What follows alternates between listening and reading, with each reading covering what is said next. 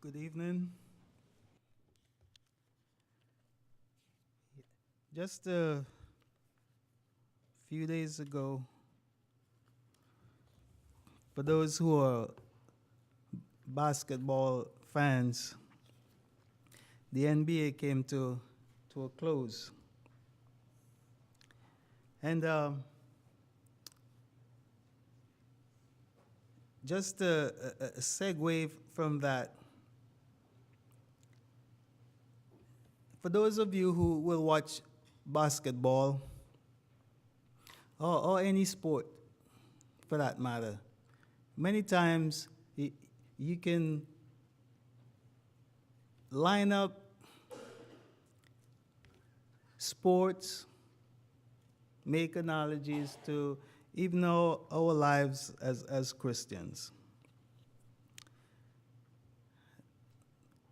As I think about just an encouraging thought for this evening, I found myself just thinking how encouraging it is whenever I see my fellow brothers and sisters in Christ.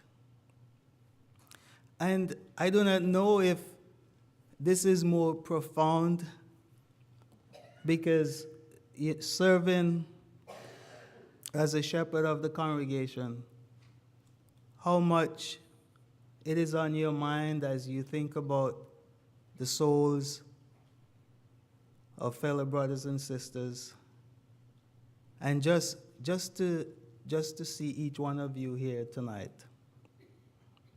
Each one, even little Carson, whose eyes, he's on me, but maybe he's not actually seeing me. That's an encouragement to me. There's something that I observe, and I've been watching basketball all my life. Well, not all my life, but a good bit. For those, every time someone goes to the free throw line, whether they make it or not, you will see a tap of the hand. Someone, even between two free throws, they shoot the first one, whether it's missed or whether it goes through the net. A fellow teammate may tap him on the hand as an encouragement.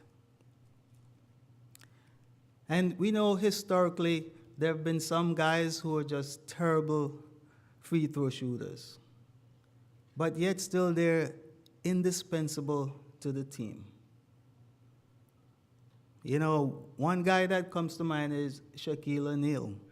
He was maybe one of the greatest of all, but he couldn't shoot a free throw to save his life. Well, many times. So, just being in the assembly, or whenever as brothers and sisters we get a chance to be in each other's company, I sort of see that as,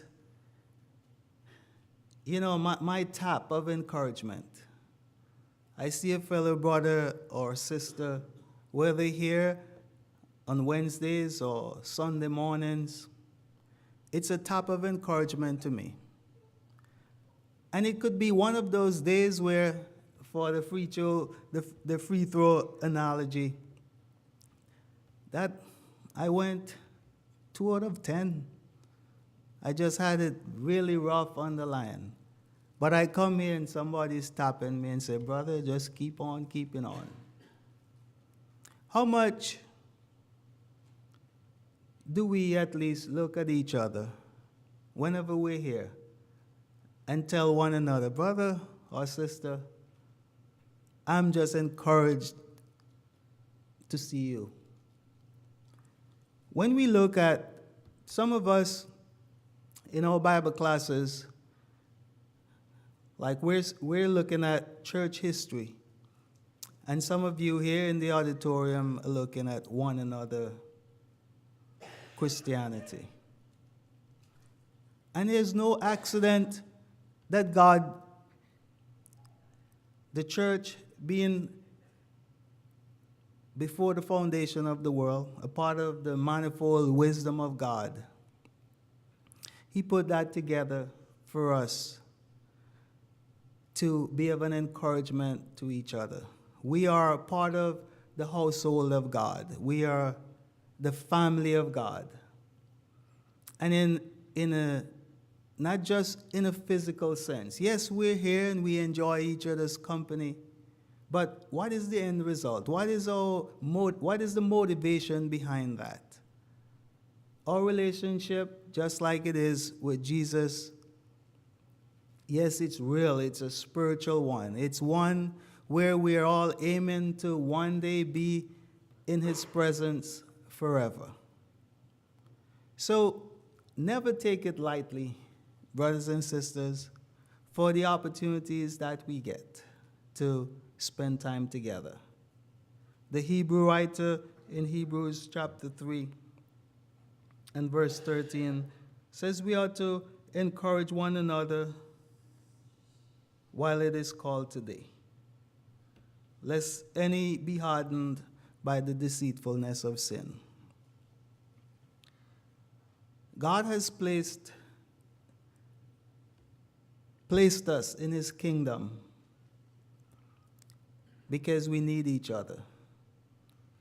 You could be the greatest player in the world, like LeBron James is, but as great as he is, he wasn't able by himself to win the championships this year. No man is an island is a statement we may hear all the time. But it is so much more real as we think about our relationship with the Lord and with each other. So the encouragement or the exhortation for this evening is to just always be aware and be thankful for what God has done for us by placing us, as Paul says, translating us from the power of darkness into the kingdom of his beloved Son. And we're here to encourage one another. And let us become more vocal in doing so. We're not just here to say, well, I've done my part, maybe too, but to encourage one another. And this is twofold. Not only are we built up, but it is also an evangelistic opportunity. People in the world are searching. For those who are looking, they're searching for something real. And as Jesus says in John 13, verse 33 and 34, by our love, men will know that we are his disciples indeed. And we show that. And if there is someone here in the audience who have not yet obeyed the gospel, Jesus given the Great Commission that we're to go and preach the gospel and to every creature. He who believes and is baptized will be saved. In Acts chapter 2 and verse 47, we learn that those who obeyed the gospel, the Lord added them to the church. That universal body that you're added to whenever one obeys the gospel. But we have that opportunity to be in a local body where as iron sharpens iron, so we sharpen the countenance of one another. We encourage one another as we travel along this pilgrim pathway. If you're here this evening and need to obey the gospel, we're here to help you. And for those of us who have obeyed the gospel, but sometimes find it like a chore, oh, here it goes again. I have to go Wednesday evening. No. Think about it that, man, I'm looking forward to you to give me that tap of encouragement. And I'm pretty sure that you show up here and you'll probably get an encouraging tap from someone else. Let us take advantage of that. As we look around and we see that, some of the pews are quite empty. Come Sunday morning, Lord's willing, and all of us are here.